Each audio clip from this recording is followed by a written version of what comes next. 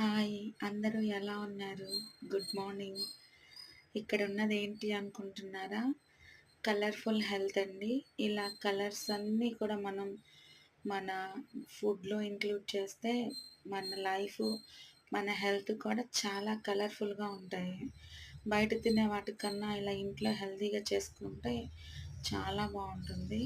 ఇందులో నేనైతే ఉల్లిపాయలు, పచ్చిమిరపకాయలు, కొత్తిమీర, అల్లము, బాదం పప్పు, ఇంకా క్యారెట్ వేసానండి.